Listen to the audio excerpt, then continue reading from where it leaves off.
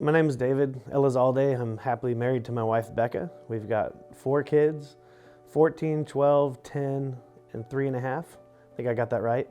And I'm a professor of graphic design at TCU. It took me a long time, I think, to realize that after I was saved, I really kind of believed that somehow I was supposed to just die a better Christian than when I started.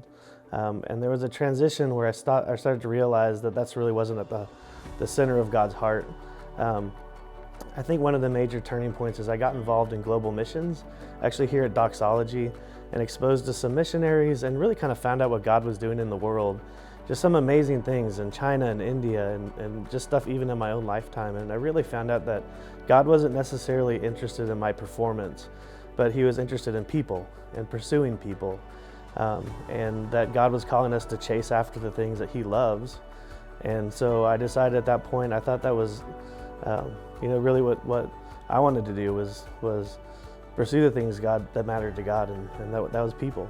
Like my neighbors, the Gillanos and the Archies and the Yorks and the Lamperts and the Moody's, they all play a huge part of this. And we started to just spend a lot of time together. We would hang out like at night and in the driveways and just have like a lot of fun. And I think it was contagious. I know it was loud, but it brought other neighbors in. You know, as we met other people, they saw us just having fun together and having real, authentic friendships. And then life happens. People lose their jobs. People get sick. My daughter went through something tragic. Marriages are hard, kids are hard, and all of a sudden people start sharing these things because they're your friends, they trust you now, and you can start talking about the things that matter.